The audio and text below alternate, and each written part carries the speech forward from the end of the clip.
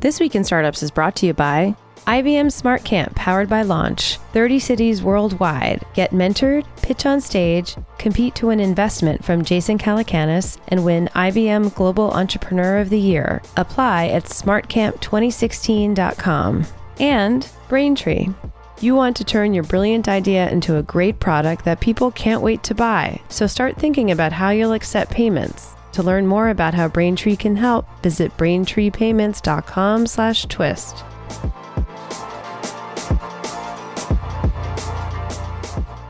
Hey everybody, welcome to This Week in Startups. I'm your host, Jason Calacanis, and this is a show where we talk about entrepreneurship and creating products and services that make life just a little bit better.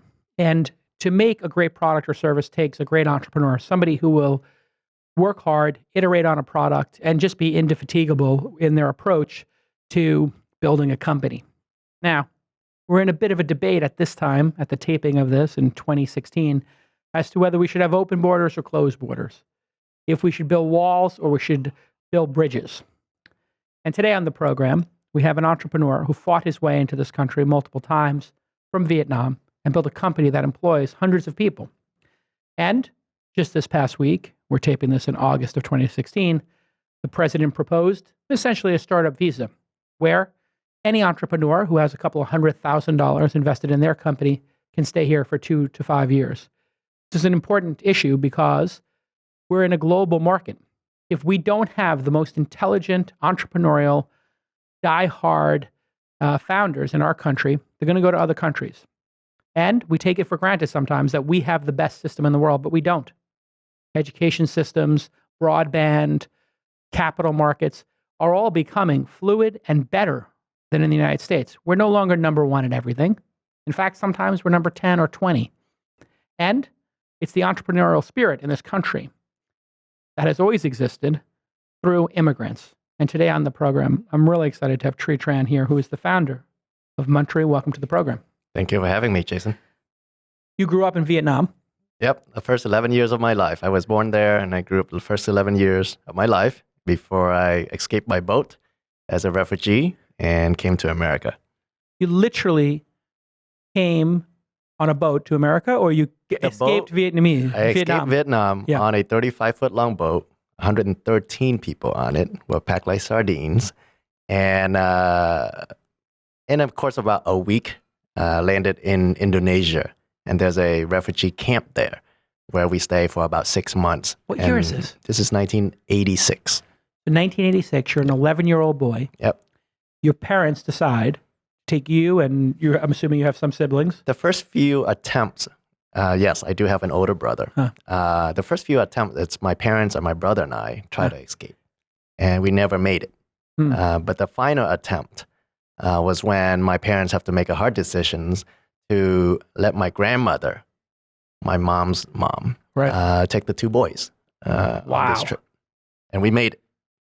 So your parents stayed behind. My parents stayed behind. And had your grandmother take the 2 of you on a boat. Yes. For 11 days. 7 days. 7 days. Yes. Over 100 people packed on this tiny boat. That's right. Do you remember getting on the boat? What Yes. was that like in the morning? What was that like when you got on the boat and you said goodbye to your parents? It was very somber because it's an illegal activity to the government. Okay. So it's done at 3, 4 in the morning. And my parents would drop me off the afternoon, a couple days prior before they escort you to like kind of holding house. The organizer would make sure you are kept in certain places away from public eyes. Got it. So you're in a safe house, basically. A safe house, basically. But my parents, when they dropped me off at like a bus station, they couldn't have a big scene. Because if they had a big scene, then people might know would be you're like, leaving. What the heck is going on? So no crying, no hugs. Nothing. She just dropped me off and turned around and rode away. Wow. That's right. Wow. And so these people who ran these boats to get people out of Vietnam in the 80s, were these upstanding missionary types priests, or were they mafiosos? No, they're more capitalists? Very shrewd businessmen and women. How much did your parents have to pay for passage? You didn't even know? I don't even know exactly to today. Yeah. But it's paid in gold. Paid in gold? Yeah, basically gold bars. that my grandmother had saved up her entire life for that purpose. Well, not originally for that purpose, but then use it for that purpose. And the times it didn't work. And thanks for sharing this, by the way. It's just incredible. Absolutely. The times it didn't work, what happened? Your parents were on a boat with you and the boat got caught? So a lot of times, and we were no different. I learned from other people too. It didn't happen because of too many different variety of reasons. One reason might be the captain of the main boat got spooked.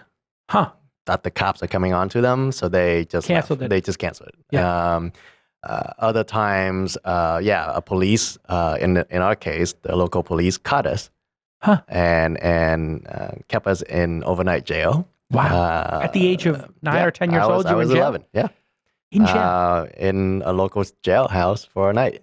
But yeah, there are a variety of reasons like that why that did not happen. And with my parents, we happened to get these trip getting canceled because the main captain, by the way, you don't just dock and walk up down the dock onto this boat. How does you go into these little canoes that then would go into the middle of the bay, and then you jump onto this 35-foot long boat.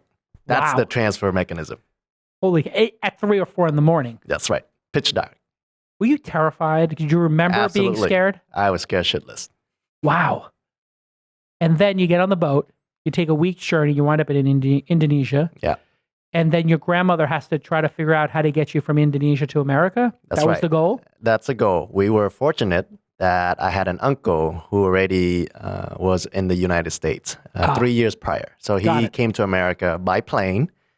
Fortunately for him, on his wife's side of the house, had some relatives who sponsored him in.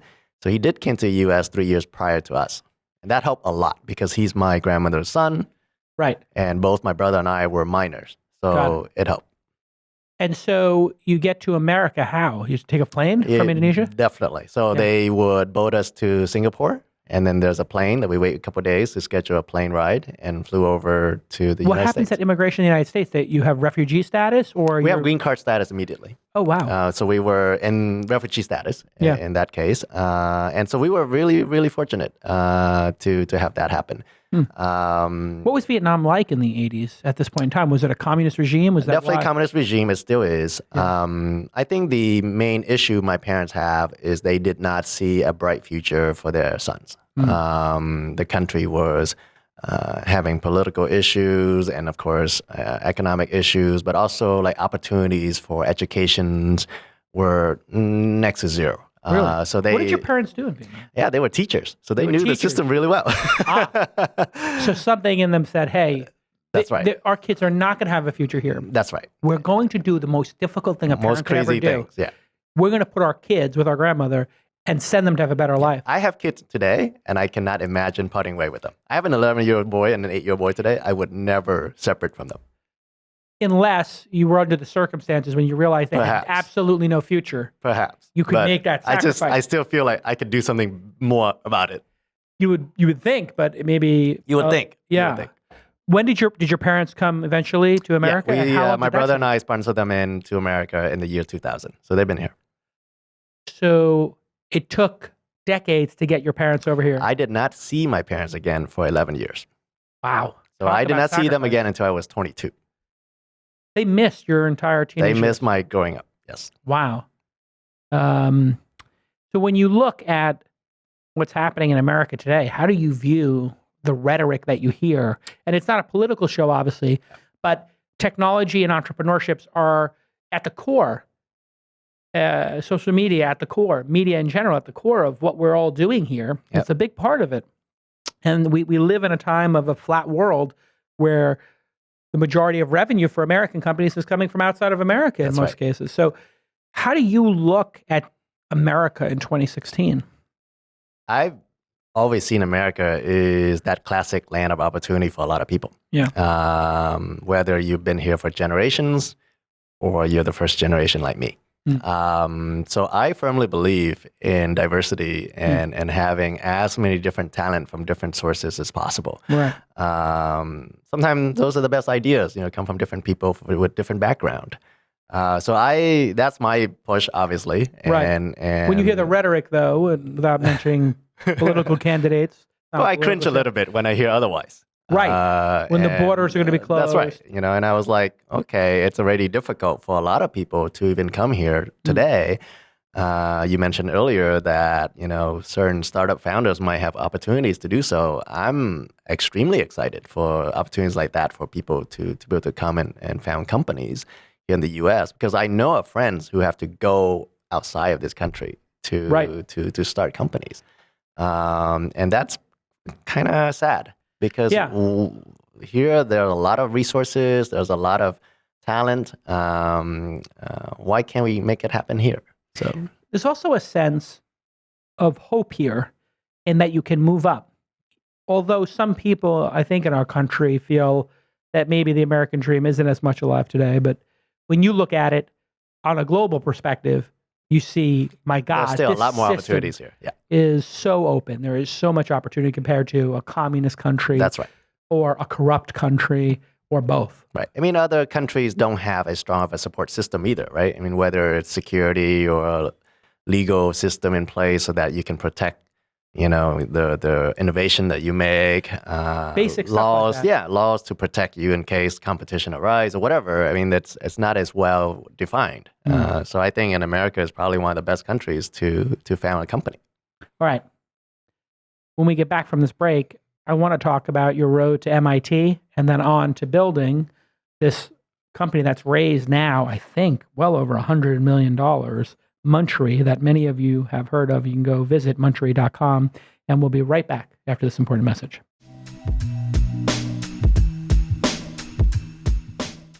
Hey, everybody, it's Jason Calacanis, and I'm thrilled to announce that IBM and Launch are teaming up once again for SmartCamp 2016. What is SmartCamp?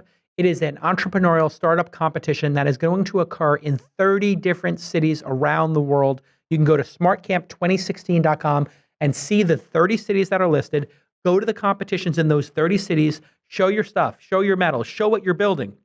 And then if you win your city, you'll be a finalist to be in the finals, where 10 startups are going to come, and they're going to get their hotels paid for. They're going to get free VIP tickets to Launch Festival, and they're going to get to present. The top 3 will present on stage to a bunch of VCs, angel investors, and thousands of people in the crowd. And I'm going to mentor those companies as well in a bunch of sessions before they get on stage. And the winner will receive $25,000 of my money. Wait, what? Oh yeah, I guess I'm giving $25,000 to the winner. And they'll get to come to my incubator. And in the incubator, they'll spend 12 weeks with me. And every week they're going to meet 3, 4, 5 investors. And they're going to come to 6 jam sessions. And when I get through with them, they're going to be ready to raise either a seed or a Series A round. They're going to be able to make money, have revenue, scale their companies, all that great stuff. And they will become IBM's Global Entrepreneur of the Year. The Launch Festival is taking place in the spring of 2017, but these SmartCamp competitions that are occurring in 30 cities are occurring at all different times. You got to go to the smartcamp2016.com website.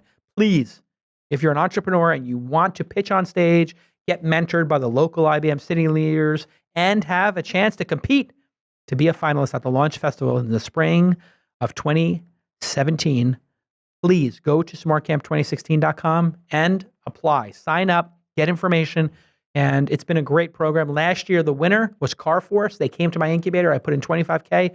I was so impressed with the company. I put a second $25,000 into it, and I'm syndicating it out to all my friends, the most powerful investors in the world, who are going to hopefully put another couple $100,000 into it. So it's a huge success story from last year. We're doing it again. Thanks so much to my friends at IBM for partnering with me on smartcamp2016.com. It's all upside for you. If you're a founder, you're going to get a ton of mentorship. They're going to give you all kinds of great product from IBM, like Watson and their design and all this different stuff they're doing. It's a really great program. I'm very proud of the work we did last year, and I'm super excited for this year. So go to smartcamp2016.com and join in on the fun. Okay, let's get back to this amazing episode. Hey, everybody. Welcome back to This Week in Startups. My guest today, CEO and co-founder of Munchery.com, Tran. And Tri immigrated to this country, as you just heard, from Vietnam at the age of 11. You took education seriously here. You worked very hard. And fortunately, my parents as teachers in Vietnam taught me that education is the way to go. Yeah. So it's been ingrained into my brain since a very early age to take schools very seriously. Yeah, the most serious thing. The in your most life. serious thing. You And I wind felt up in debt to them, right? I mean, they're not. They sacrificed to send me to America. right. I would be Specifically doing them. to get school. Yeah, I would be doing them a big disservice Right. if I fail. What would their sacrifice be if you didn't take it seriously? Yeah. All sort of potential outcome for that, right? Yeah. I mean, like, why they would be severely disappointed if So we you didn't take wind it up seriously. getting into MIT. That's right. I worked really hard. I was a good student. I was, by the way, before getting to MIT, I thought I'm really good at math and science. I won, competitions and whatever locally. Yeah. But yeah, worked really hard and fortunately made it into MIT. And do you remember calling or emailing or letting your parents know that you've been accepted to MIT? Take me to that moment. Back in those days, for at least a long time, there was no telephone because my parents in Vietnam had no telephone in their house. In fact, the first time I heard their voice again on the telephone was probably a good 8-9 years after I left Vietnam. So the only mode of communication was snail mail, literally writing letters on pen and paper. And I would do that about once a month. My parents would send me letters. I would send them letters. So yeah, they would find out that I get into MIT via The mail. the mail. But yeah, it's That must have been mind-blowing to them. They understood the magnitude of going to MIT. they got a sense of it. Yeah. By talking to other people in Vietnam who know something about the school. Yeah. By the way, my older brother also get into MIT. Right. So 2 for 2. They're 2 for 2. They were really thrilled about it. But they feel at the same time very helpless because they can't help us in any way. Yeah. I never stepped onto MIT campus until the day that I have to go there. Really? Yeah, I've never been to campus. I had $100. You applied. I applied, got in. Got the scholarship. That's right. You got a scholarship. Mostly scholarship Mostly because I couldn't afford it. I mean, Right. there's zero. I mean, filling out the application form is like, what asset do you have? It's $0. $0. They But knew that you were an immigrant. That's right. But yeah, I applied, I got in, and I stepped onto campus with $100 in my pocket. So 6 years after getting on that boat, you step foot in MIT's campus. That's right. Take me to that moment when you get out of the cab or you took the train my from brother, Logan Airport. My brother, who had been on MIT before me, gave me one tip. He's like, "Yeah, take the train or a course, take the taxi to 77 Mass Ave, Sure. which is the front entrance, and then just ask around." He was on an internship, so he's not there to Right. help me or anything like that. So yeah, I got off the airport and got to 77 Mass Ave and asked around, like, what do I do from now? And basically people point me to the student center, and that's where you go and get all sort of. What was that moment like, though? I mean, did you have like this incredible moment when you realized, wow, I've arrived? This is it. I'm living the American more dream. anxious and much more scared than appreciating the opportunity, right? I mean, you try to put yourself in my shoes, like you were just like, what do I do now? Like, there's a lot of that. There's not let me take a step back and appreciate this. As an immigrant who comes as a child, I would suspect you live with a certain fear almost that you could be kicked out at any point in time. When does that go away? When do you feel like an American? We didn't feel so much of that fear because we did get green cards. Right. So that was a big milestone. I mean, a lot of people who are here for student visa or whatever have to get into a process to get the green card. So no, we were not afraid to being kicked out of the country per se. But the pressure is hey, is it worth the trip to be here and change your whole life and trying to succeed? Yeah. The pressure is to succeed in some ways, not so much be afraid of being kicked away. So you finish up at MIT, you work a couple jobs in the tech business, and at some point you're able to get your parents over here. That's right. When does that happen? Where are you when they land? So airport? this is in the year 2000, and my brother and I by then had jobs and had income, and therefore making 50, 60 grand a year, something like that. Be able to sponsor them in working as an engineer. I was working as an entry-level engineer, and so then we were able to sponsor. New York? No, I Boston? was back in the Bay Area. Back in the Bay So Area. after MIT, I got recruited to join Silicon Graphics. Wow. Back then, still a very relatively SGI? hot company, SGI. Yeah. For people who don't know, not only did they make the imaging computers that ran CGI, computer generated, helped build Toy Stories with built Pixar. Toy Story. Yeah. We had Ed Catmull on the program actually talking about SGI machines, and Next was a competitor. Yep. At that time, you're talking about what, the early 90s you were there? Towards the 97. 97. So they were making web servers at that point. Yeah. All the early web Linux servers. was just starting to get into the SGI machines. So if you wanted to have a web server, you had SGI machines, Sure. generally speaking, big $30,000, $40,000 machines. That's right. That were servers. That's You right. worked there as an engineer. Worked there and then as an Save up a little money, or Yeah, I'd save up some money and just be able to sponsor my parents. And look, the financial requirement isn't that steep to sponsor two old people to come to this country. what's it like? Where you go to SFO and they come off the plane? That's right. Take me to that moment. It was, I think the bittersweet moment was actually my first return trip to Vietnam to see them for the first time. This is more, this is 1997. When the first time I see my parents again. And that's back in Vietnam.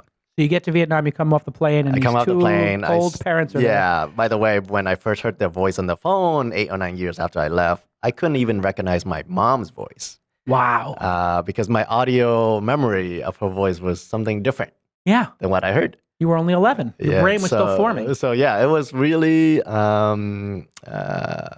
bittersweet. And on the phone, I have to be like, oh, so that is my mom's voice. Right. And then when I see her, then of course I do recognize her. We do send some pictures along with the mail and stuff like that. But yeah, there was a lot of crying. There was a lot of hugging and things like that. Mom must have been amazing. Yeah, mom was just completely, Dad kept it together. That was fine, but mom barely can manage herself, kind of thing. Yeah, and then you get to bring them over here, right? And they get to see you have job after job, and your income go up, and working like crazy. They must have been so proud. Yeah, they're very proud. They're really happy of what have the sacrifice of the trip was in many ways worth it. What I'm curious what their impression of America was. They sent you here, having never been here. When they got here, in the old days, people used to think like money grows on trees in America or something like that, right? And that was just the most wrong, myth that people ever had. So it takes a lot of correction. Nowadays, people know better. They know you have to work for it. Right. But back then, it was literally somehow people have this notion that money grows on trees, and they didn't know that it was take a lot of hard work. Right. But the opportunity to go to MIT, the opportunity to work for Silicon Graphics, the opportunity to make enough money to pay for your parents, this didn't exist in Vietnam. That's right. That was, I think the magnitude of that is definitely really big. And they were very proud. So you work at a couple companies, and then at some point you get the idea from Munchery. The background is this. Yeah, tell me the story. I got married when I was 23. 23. Yeah, I met my future wife back in college. Oh, wow. And the issue is she doesn't cook or have any interest in cooking. I actually learned to cook in college. I had to. I don't have money for dining hall or anything like that. So I had to learn everything myself. So when we got married and we, obviously lived together, dinner's on me. Right. So the question, what's for dinner, is direct pressure on me to deliver, quote unquote. Quote unquote, every night, intended. Right? She would text me at the end of work day, hey, honey, what's for dinner? Yeah. And I would like, ooh, am I going to be able to cook something? Yeah. And more often than not, we don't have time. I don't have time. We both work. So we would order some kind of takeout or delivery. And it's very common that you get convenient food from some local place, pizza, Chinese, but they're all very unhealthy for you. Yeah. You gain that MIT 15. and it gets worse when we have children. Of course. Because once we have children, now you have to feed them the same pizza and Chinese food, and now you really feel guilty. Right. So at some point, I approached my wife and I was like, honey, would you support the idea of being the sole breadwinner? And I would try and start this company, no income for some foreseeable future. And she said yes. And that's how it kind of started. All right. When we get back from this quick break, I want to talk about what the product is and how you constructed what is a very unique product in the world with Munchery when we get back on This Week in Startups. Hey, everybody, let me tell you about Braintree. Yes, Payments 101. You have a brilliant idea, but you need to turn it into a great product that people can't wait to buy. But now is the time to think about how you'll accept payments. You'll first need a payment gateway that collects your customers' payment data, and you have to make sure their funds are approved. Then you need to send those funds to a merchant account. And the merchant account is a temp holding tank for your money collected from online sales. Once it passes through your merchant account, it ends up in your bank account. Yes, there's multiple steps. It's not simple, but it becomes very simple when you use Braintree. Yes, Braintree is a payments platform that comes with a payment gateway and a merchant account. They make it super simple. All you have to do is add a couple of lines of code to your app, to your website, and it all works. You can make it work so simply by visiting braintreepayments.com/twist, braintreepayments.com/twist. It is the easiest way to add payments to any product or service. Many of the companies that have invested in use it, and every time a new product or service comes out, like Apple Pay or Bitcoin, whatever it is, the next payment service that we don't even know about or haven't considered, they will incorporate it, and they do it usually before that service even launches or while it's launching. So you just wind up getting this incredible, wind in your sails, basically, by using Braintree. I see it happen on all my startups. They save weeks, if not months, of coding and pain and suffering by just using Braintree for their payments. Go ahead and visit braintreepayments.com/twist. And a personal thank you from me to Braintree for making such a great product that all my startups I invest in use. Just a great product. Okay, and it's simple. All right, let's get back to this amazing episode.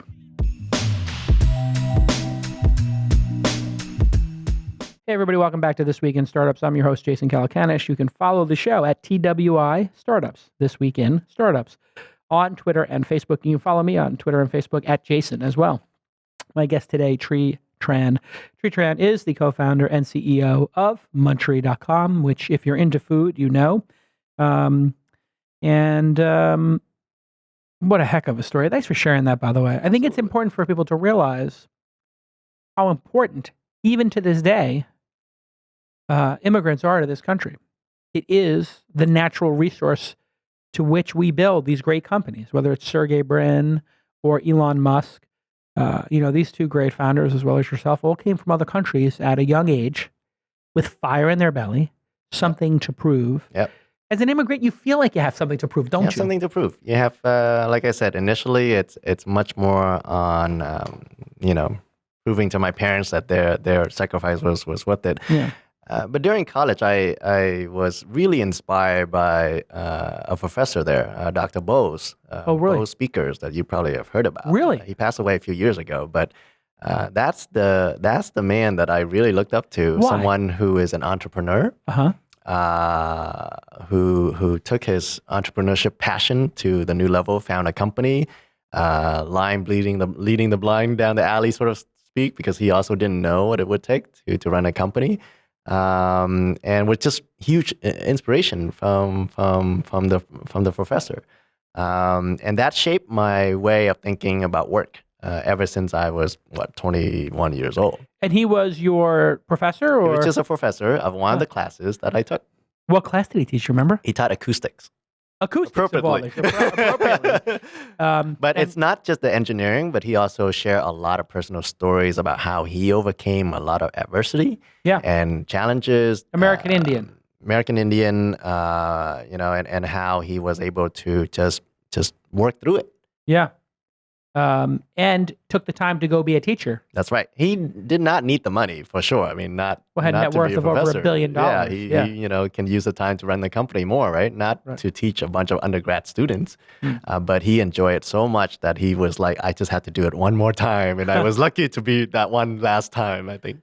So let's talk about the product you created. Yeah, you have this great, you have this great story as an immigrant, but you also have the good founding story. I'm not sure if the PR people whipped this up or sharpened it a bit. It's all the truth. We have this thing here in Silicon Valley. Everybody feels they have to have an origin story. Like, oh my God, eBay was the Pez dispensers. I found out later that had nothing to do with Pez dispensers. But here you're looking at feeding your family. Your wife doesn't cook. and you don't want to feed your kid pizza. But pasta. I knew nothing really about professional culinary, right? I mean, I'm an engineer by training background. The closest I've seen food operation is like my wife's uncle owned a Chinese restaurant. Right. And I was like, I don't want to do that. That's No. crazy. So Restaurants destroy families. So yeah, and then Having grown up in the restaurant business. I happened to have a neighbor who was a former personal chef. He used to go into people's home, cook a bunch of meals for them, put in the fridge. Yeah, you put them in containers. You date them. You have single serving label meals. them, and their clients would come home and enjoy the meals, right, at their convenience. So I took that concept and I was like, okay, here's how you can make great quality food through chefs like that neighbor. Now, how do you bring the convenience to people? Right. And by delivering it is our conclusion on how to do so. So here it is. I'll just show people on my screen for a quick second. For those of you who aren't looking, you have a nigiri sushi sampler here. You have a nice corn poblano. Roast chicken pesto. Beautiful dishes. Now, these come to you how? How do these arrive at your door? We package them into these single-serving container, and the food is cooked, but it's chilled. Not frozen. Okay. Chill as if you put in the fridge. We do it better than that, obviously, but it's as if you put in the fridge. And there are very simple instructions for them to heat up the food using whether the oven or, if they're really short on time, the microwave, and get it to be exactly what the chef has designed that dish to do. Our chef designed every dish to be appropriate for this format. Obviously, if you order sushi or green salads, there's no heating involved. Right, you're good. To go. You're good to go. Except for the rice on the sushi is going to be a little bit harder. We actually figured out a great way to do that well. You did? You'd be amazed. What is the way to make sushi rice? Like a different kind of rice that would fit better for that format, for example. Got it. Okay, great. So, the format allow us to have a great variety on the menu. You can see 12, 15 entree choices on any given day. And we have a daily changing menu where on any given day, every day from one day to the next, there can be 4 or 5 new items on the menu. At the same time, this chill format, not just variety, allow us to serve entrees, but appetizer, side dishes, dessert, kids' meals, beverages, allow us to do a lot of other options. You have to pick a window in which it's going to be delivered as well, right? So we have a different set of delivery options for customer. Yeah. In proper San Francisco here, you can get it on so-called on-demand. Right. So you can open the app at 6:30, I'm hungry, tap, and 20 minutes later, we show up your door. But if you live in, let's say, San Jose or Walnut Creek or Marin, you do have to order a couple hours in advance, and you do choose these hourly window that we would deliver it in. So that's our mechanism to serve as many people as possible. And if you pick a middle point of the bay, we serve a 40-mile radius. And that's incredible. Our mission is to make real food accessible to everyone everywhere, and that's our way to accomplish that. Now, is this a technology business? It's funded by venture capitalists. And what I've always heard about the food business is like, this is not a venture business. This is not a technology business, but yet you went to MIT, but you have no experience in food, as you said. You had to learn it yourself. So you come as a novice without any endemic experience. So there's really 2 questions there. Is this a venture business? And then 2, is it an asset to come at it without all the prior experience? Or is it a liability? What have you learned? Take them in either order you like. I feel like we do have people on the team who are very experienced with culinary work. So, I think just my own shortcoming on not having that experience in the past is no longer a factor. Because we now have people who are really Is it an talented. asset, though, with your fresh eyes looking at the product? But the fresh eyes and trying to find a new ways for people to eat better and people far and far away, not just proper San Francisco. If we only serve proper San Francisco, we are really restricting ourselves because people eat everywhere. Yeah. And it'll be a disservice if we cannot serve more than just proper urban environment. Right. You got to get the infill, and then you got to get the suburbs. And right now you're in the infill, right? Like yeah, the area just outside. And I city. talk about just the Bay Area here, but we're also serving Seattle, Tacoma, Portland. I mean, I can go on and on, right? LA, San Diego, New York, New Jersey, Washington, D.C., and all the urban and suburban environment. But going back to your question about having a fresh eyes, I knew picking up food from local restaurants to deliver to you, which is a lot of companies do that, and I have great appreciation. Yeah, Postmates. I mean, Postmates, I have a great appreciation for all these companies. By the way, it's just very different in that restaurants does what we call subscale cooking, which is, let's say you walk into a restaurant and you order a fillet of salmon with bok choy or rice or something like that. Let's say. You have a cook in the back kitchen with a little skillet who would cook up that single piece of salmon and serve it to you. Yeah. It's great. You sit in the dining room, they cook it, They plate it up, they put it in front of you. Awesome. But if I asked that cook, can you make 1,000 units of that? Right. He would either keel over or he would rather just say, no way, I won't do it. So we approach cooking very differently than what a restaurant does.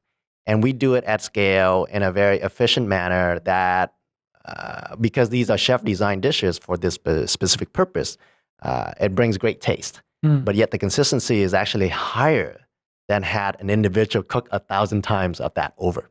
Right, because they have to do 1,000 temperature settings, 1,000 oil settings, 1,000 cuts, 1,000 weighing, 1,000 spicing. Whereas if one person does 1,000, you're ensured that the oven is going to be set at the right temperature. And we have these ovens that would cost like $50,000 a unit, which is it controls moisture and temperature perfectly. It has probes. It's internet enabled. So the instruction for cooking is literally perfect because it will cook exactly that temperature and no more and no less. Right. That's very important.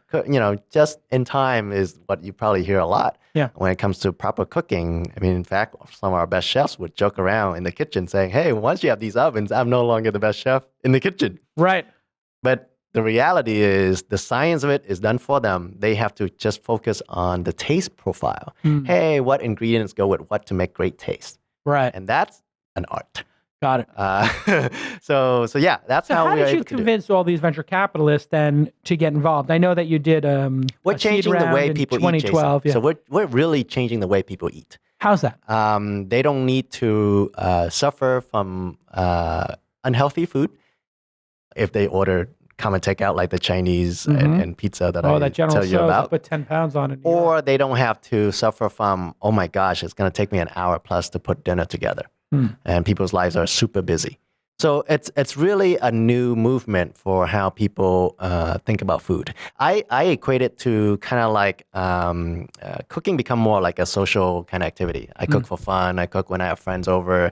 Not, hey, if I don't cook, I might starve tonight or resort to something really not healthy for me. Sort of like gardening these days. Like people maintain gardens, but they do it out of the passion for it, not because they can't get tomatoes anywhere else. Or do you sew your own t-shirt? No. You probably don't. No, my daughter is sewing clothes now. Some people sew for fun. Yeah, my daughter is doing it, yeah. But if you don't sew, you're not going to have no clothes. So the design is stunningly gorgeous. I have to say, my wife orders from the service pretty regularly. Thank you for your support. Of course. And it's the packaging is beautiful and the design is beautiful. How much of the presentation of the food have you learned is critical? There's a saying that, you eat with your eyes. So it's very important that presentation is a factor that we consider very heavily. We aim to have the whole experience to be an amazing experience end to end. From the moment you heard about us to the moment you browse the menu, placing an order, get delivery, eat the food, rate the food. I mean, that whole experience should be fantastic. So of course, the packaging, the presentation is a key aspect to it. Now, there are logistical issues. The food has to be delivered to you and all that.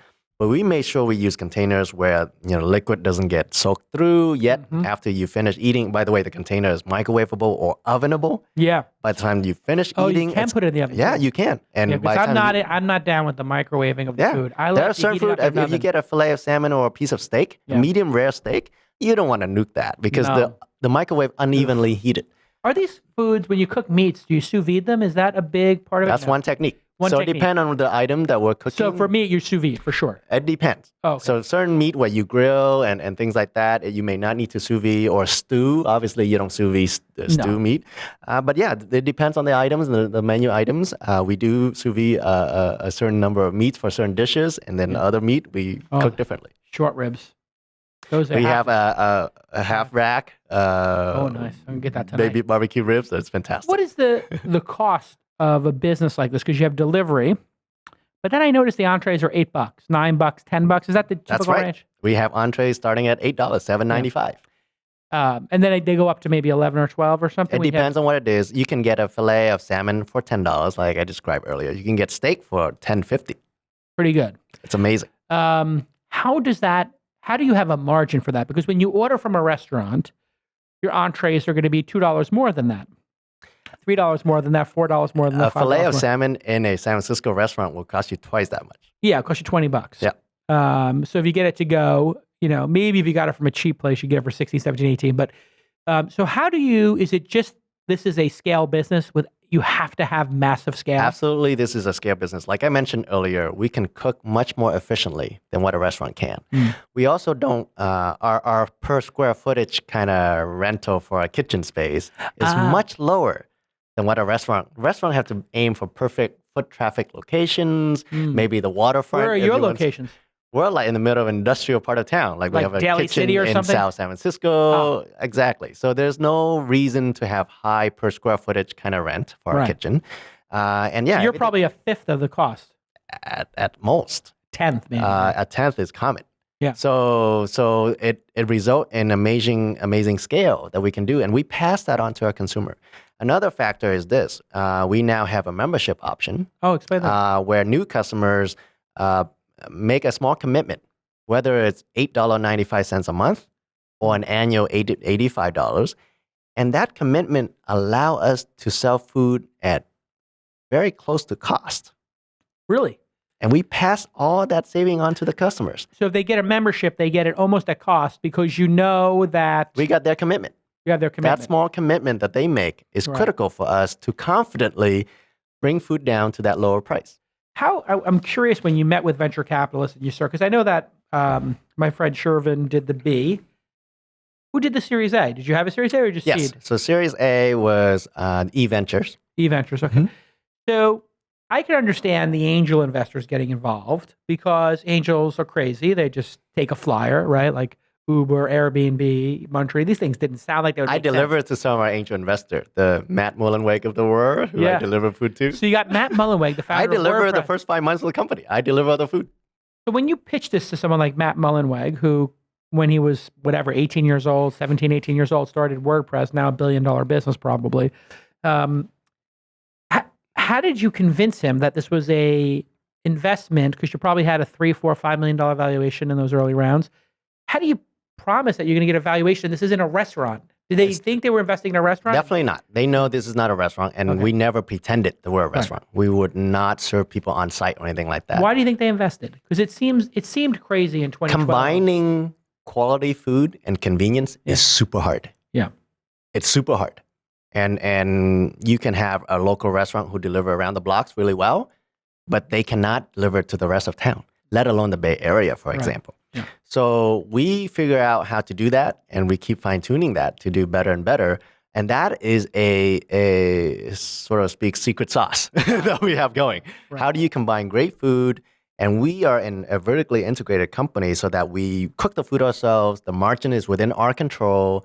We hire our own delivery team members, so they are the one who are employees of the company delivering the food. So the delivery is not done by contractors. They're not done by contractors. They're W-2 part-time employees who work for us, represent us. They are the only human interaction our customers have with the company. So we want to make sure we screen, make sure we got great team members. Hey, I heard something. It's getting very hard on these businesses, the on-demand category, because, and this flies in the face of what we all thought would happen, but there's not enough of them. There's not enough what the government would call unskilled workers or entry-level workers. I don't mean it to be demeaning in any way. We all started somewhere. But a job where you don't need a college degree, let's call it, Is it getting incredibly difficult to hire those people, and are their wages continuing to go up? All that may be true. Yeah. But I think the advantages we have is these delivery team members only serve a small neighborhood that we assign them to. So they're not, let's say in the case of car, ride share, or whatever, these drivers that we have don't drive all over town. Right. They stay in a very small area. So they get very familiar with their neighborhood. Efficiency. They have huge efficiency. They actually, a lot of our business is repeat customers, as you can imagine. And they'll be like, hey, I'm going to Jason's house again. And Jason, you're like, hey, Johnny's coming again. You know who Johnny is. Right. And that's why it's important for them to be W-2s of you. And to that's right. And it's very efficient for them to serve that same neighborhood over and over again. So it's a great entry-level position, as you mentioned earlier, for, let's say, college students who have a few spare hours a night. Even retirees, I suppose. There are a lot of different people who can, spare a few hours a night and do this work. They feel comfortable with it because they get to meet, customers who are really looking forward to the meals coming to their home. So they get to bring a little piece of joy to the customer, and they enjoy that. But there is something about our economy that is working in a way, because we thought that the robots would be taking all the jobs. We thought that we'd be in a permanently disadvantaged world for low-income workers. And now what we're seeing is the biggest wage gains. I don't know if you read this in the Journal and the New York Times this week, but the biggest wage gains have been from the lowest part of the economy. Now, that might have been because they were depressed for a little bit too long with a very low minimum wage on a national basis, but now they're starting to move up. So it does speak to the on-demand economy, I think, being so vibrant between Uber, Munchery, other services, that this competition for those employees, isn't there? You have to compete for them. I think there is. You didn't have to in the beginning, did you? I think there's always a need to find great people. I think that's bigger of a challenge than just getting people through the door. Right. People who meet whatever our standard is for, hey, can they have the emotional IQ to be able to read someone? That's more important to us. And their demeanor, they're bringing a smile to customers, every day. So that's to us is more of an issue, not so much a challenge to find people. Now, you launched this box service, which you bring. Oh, by the way, here's a nice video. Look at it. One of the things I was talking to producer Emmy award-winning producer Jackie. I'm showing a video right now. My God, do you do beautiful product videos and beautiful photos? You do this all in house? You have a staff of photographers? You hire some, So all the meals photography you see is done by our own photography staff. We have a daily changing menu, so therefore there's no way you can easily outsource that kind of work. All these videos are done by our own teams. Beautiful. Now, you launched a box business. Now, was that your original idea, or was that some other companies maybe? This is the introduction of it. We have the ready to heat product, ready to eat product for a while. And then we survey a lot of our customers. We're like, hey, on the nights that you don't order out, and I don't care is it Munchery or whatever, what do you do? Right. And they're like, hey, I enjoy cooking. But I don't have time for cooking that takes an hour plus. So we're like, okay, let's see if we can come up with a product that meets these customers' needs. So these meal kits that you see on the video there are dinners that you can put together within 15 minutes flat.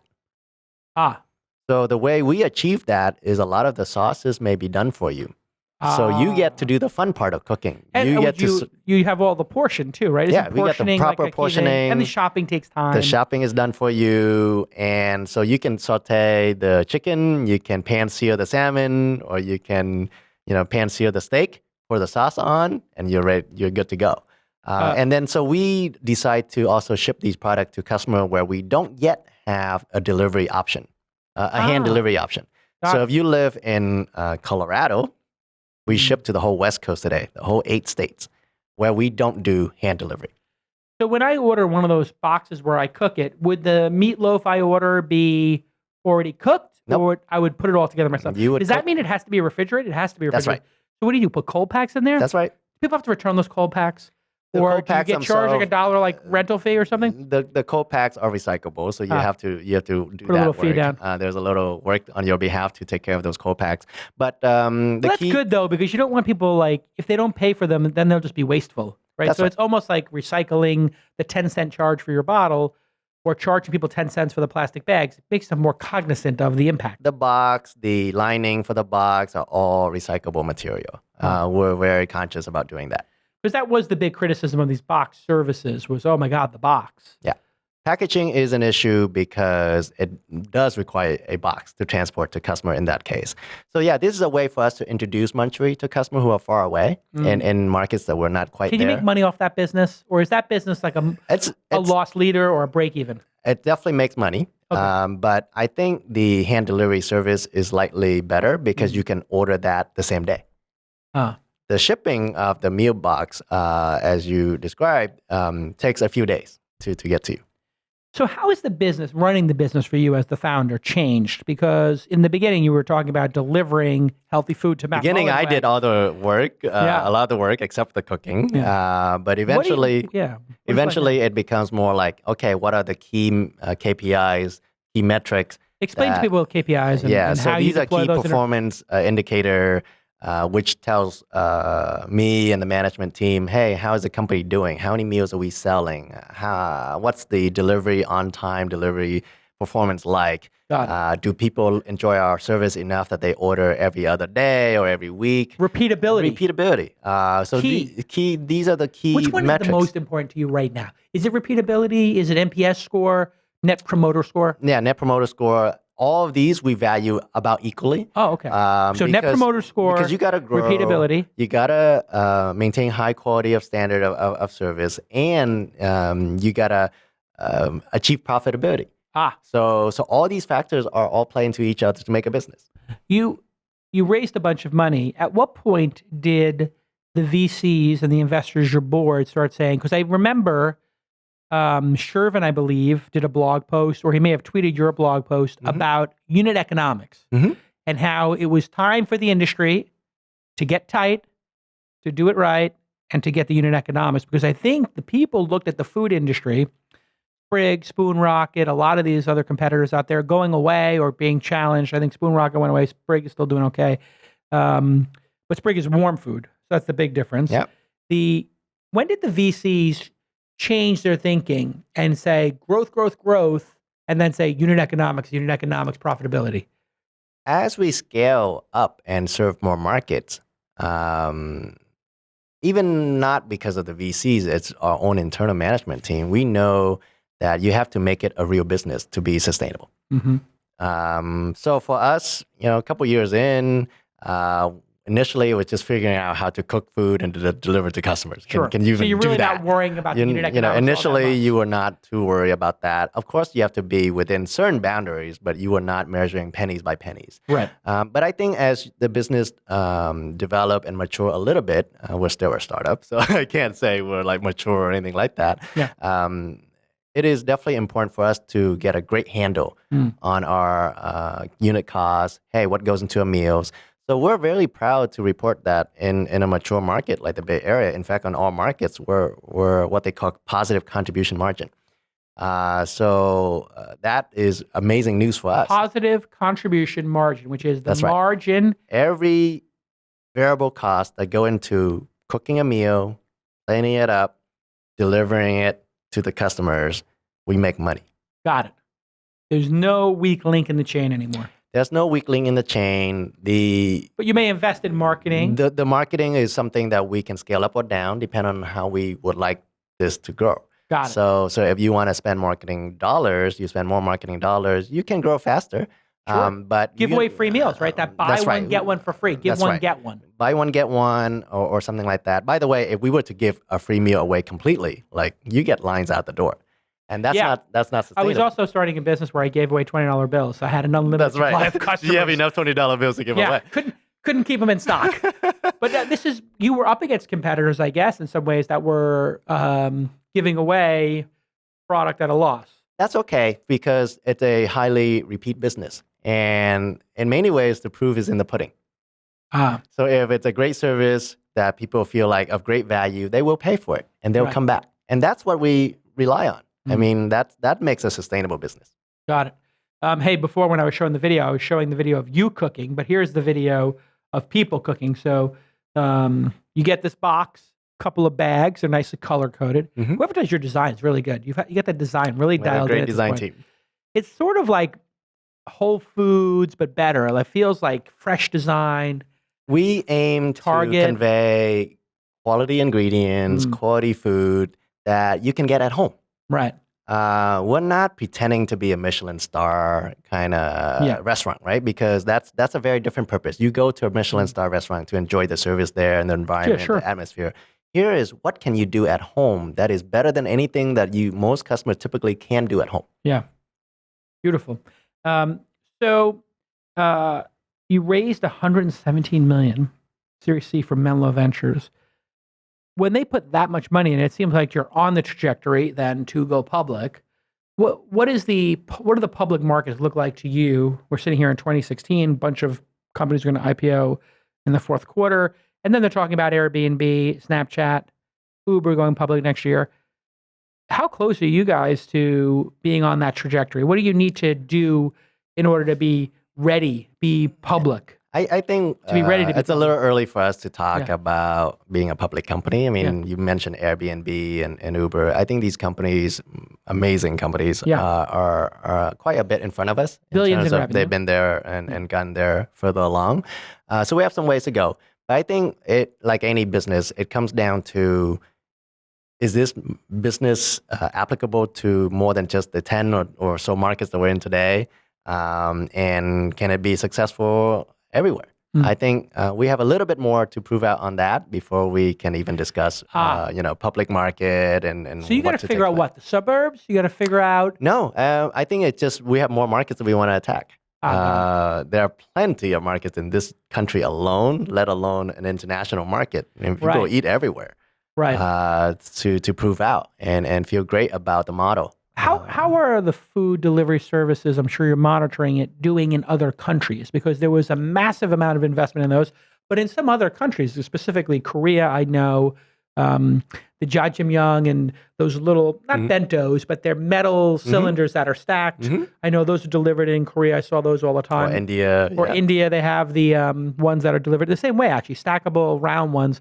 You have a long-standing tradition of fresh food being delivered. Yep. How are the services doing in those other countries? Do you think those other countries, if you were going to look at regions, Europe, Asia, India, South America? We haven't done yet, so of course, whatever I say here is just early thoughts. Early thoughts, for sure. But I think the one big difference is the labor market is very different. Right. So the delivery labor market expenses and whatnot for those countries would require us to model pricing potentially very differently. Oftentimes, it's less expensive. Right, labor-wise. in Asia or India. That's right. You have a large population. So that's one thought. In Europe, it would just break. That's right. And otherwise, in terms of great food, different cuisine, we're already model for that. We already are building a system where the food can be done locally to that market. Because let's say, come on, Japanese not going to enjoy eating non-Japanese food for very long. So you got to make sure you got to be able to cater to that local market. You got to figure out tempura, which so is not going to ship we do well. a lot of different cuisine here in the U.S. See, the wonderful thing about the U.S. is there's a lot of different ethnicity. Right. You can get Japanese food. You saw sushi in the menu earlier. You see new American food. You see Indian food. You see Italian food. You see in the same order. On the same menu. Right. So you can order one thing and your spouse can order a totally different ethnic meal and both enjoy the same night. It's a nice full circle way to go, considering we started this conversation of you coming here. Yeah. When your parents come visit the office, your parents still alive? Yep. They're in their 70s now, 60s? Right about 70. Right about 70, mine too. When they come and they see the operation that you've built, what do they think of the son who they put on that boat when he was 11, going to MIT, working for SGI, and then now starting his own company and raising over $100 million? What do they think of what you've done, what you've accomplished? Well, they always ask me, how's it going? You know, hey, how's this new market that I told them about the 2 weeks prior, how's that going? But for them, they're not business folks. So their mental image on company is very foreign to them. Right. And so all they do is they just be amazed at the scale that we do things at. Yeah. But that's all they feel. But they're still writing you about the details, huh? Yeah, so they're like, hey, how's the DC market going? I have a friend in DC. Can I tell so-and-so, who live in DC about it? I was like, absolutely. Yeah. And by the way, you can refer them too and get credit. so I would educate them on some of the functionality we have. But yeah, they're absolutely very proud. Hey, as we wrap up here, what are your thoughts on, our lifetime, the end of these communist regimes or some of these totalitarian regimes, whatever we're calling them now, as we've sort of started to, Vietnam has become a little more economically open. It's very economic and economically driven. I mean, right. Businesses are thriving, but still a lot of investment going to the company and to the country. But not democratic. Fully democratic. I don't pretend to know the latest political picture in Vietnam, so I won't be able to speak intelligently about it. But I definitely am aware of various businesses who are fostering, who are thriving. And I think it comes back to, are you providing a service of value or a product of value to consumers? And I think that, is working even in a country like Vietnam. Very interesting, these hybrid countries where you're starting to see the entrepreneurship be embraced, and maybe the social governmental contracts are a little bit behind it. Whether it's China, where it's slowly starting to catch up, but you have this massive, Alibaba and Tencent and other companies just roaring with entrepreneurial spirit. Yep. But you still have the government is figuring out how they're going to represent the people. Yeah, I don't pretend to understand that dynamics. It's very interesting, fascinating, to see, right? To see how the government is keeping up with that, and they have a lot less resources than the U.S., which has its own trouble keeping up to the innovation that the companies here bring. Yeah. Well, listen, you have hundreds of employees. You've got a great product. Getting to profitability, a great feeling. You can sleep at night again. Yeah. And you're a great American. You have your citizenship now. I take. Thank you. Yes, I have gotten my citizenship many years ago when I finished college. Yeah. So, hey, thanks for coming to the country. Thanks for creating jobs. And I think it's very important for everybody out there listening to understand when we're going through, these election cycles, it really is a battle for ideas, a battle for strategies of how we want to run this country. It's an active debate. And it's important for all of us to put aside candidates and parties, but to look at the actual details of the strategy in which we want to run our country, which in a way is like a company. And do we want to have our country, our company, the United States, allow the greatest, most entrepreneurial people like Tree into the country? And I am so impressed with your effort. And I'm so thankful that people like you come to the country and create all these jobs and create all this wealth. One of the it's a big deal. Yeah, one of the value we have in the company is to embrace change. Right. Is like let the best idea surface. Right. And support it. There might be a nugget and even an idea that we can work on. Right. So we're very even the crazy supportive. ideas sometimes become the best ones. That's right. Somebody has some crazy idea. Or some aspect of it turn out to be some of the best ideas ever. Right. Got rice. Getting the rice we're right on sushi. In the chill delivery format. In the chill delivery format. This is critical. I can't tell you. I can't order sushi. My wife wants to order sushi. I'm like, I will not order to-go sushi. I'll try yours. But, I think in this country, we've now gotten to a point where so many people are so politicized and picking parties or picking personalities. Yeah. Really what we need to do is debate the ideas based on their merit. That's right. The idea of closing the borders, the idea of building walls is phenomenally bad. And the idea limits opportunities and it limits options to have better ideas come about. Correct. Yeah. And the jobs can go to other places. Work flows freely across borders. So if we don't get the great entrepreneurs in this country who are hungry, they're going to go to Canada. They're going to go to Mexico. They're going to go to Europe. They're going to stay in India. They're going to stay in Vietnam, stay in China. That'd be a waste opportunity for the U.S. Yeah. Get me started. So glad to have you on. We're 70 days out from the election. I think people have to really think about these ideas. I'm not saying either candidate's perfect, far from it. Yeah. But we do have to think about just the ideas. When you look at the ideas that certain people have, there are some bad ideas out there. It's a bad idea to build walls, in my mind. Yeah. Bad idea. If you have not tried Munchery, you need to go right now to munchery.com. And if you're in the local area, I want you to sign up for that free 30-day membership-only service. Hey, it's under $100 a year, $8.95 a month, but you get, like 20% off or so. That's right. I mean, it incredible values that we can deliver to So you pay $9 a month, but for you get meals that it would cost you easily twice that much in a local you restaurant. get that 20% off. So that incents you to do more. Yeah. It's very smart. And you charge that delivery charge. Smart. Yep. Keep the unit economics correct. It's separate, so people understand. We're very transparent with what it costs us to bring some meals to you. It's so important because, I was reading about this Instacart, which my wife's addicted to. We all love Instacart. Great for delivering, from Whole Foods or whatever. And it was free. And it was like, well, this company's going to go out of business if they don't start charging us something, because they're losing money on us for sure. And they started charging. So it seems like this idea that you can ignore unit economics, it ended a couple of years ago. No, it has to be a sustainable business. It has to be sustainable. So go ahead and try it. And if you are outside of the delivery area, get those 15-minute meal kits. Arizona, Colorado, Nevada, Utah, Oregon, and Idaho. All those great places. Go ahead and get them in Arizona, Colorado, Idaho. We Nevada, also serve Utah. the East Coast, as mentioned earlier, New York, New Jersey, DC. But that's for the fresh food. That's the daily food. Yeah, get in there, okay? And use the promo code free food, and you'll get free food for life. No, I'm kidding. You're not going to get free food for life. Pay for it. It's cheaper than getting listen, Tree. Appreciate you having me here, Jason. I know you told me earlier you listened to the show a lot when you were coming up. A lot of your podcasts in the early days when I started the company. I was like, what is a startup like? Exactly. Exactly. And now you know the truth. It never gets easy. It's never easy. The risk and the rewards is actually well balanced. Right. But yeah, I think you cannot make a meaningful impact, change to the world unless you really go out and try. So you have to be willing to get in the game. That's right. It's not going to be easy. Jump off the cliff. Can you fly? There you go. He means that's a metaphor for people who are thinking literally out there.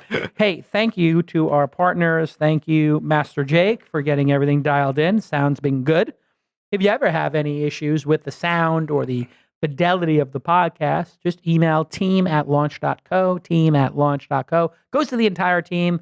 And then we just tell us, the audio is off here in this minute. We'd love when you give us those reports, because then we can fix things and make things even better.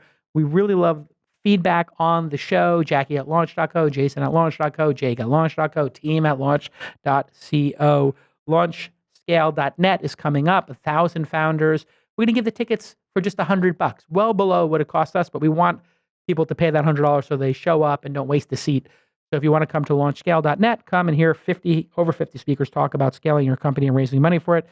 And thank you, Emmy Award-winning producer Jackie, Luke for keeping the lights on, Ashley and Stacy for supporting the heck out of me. And go ahead and check out inside.com, my other startup. And of course, go to munchery.com and get some delicious, healthy food for your family. Bye-bye. We'll see you all next time.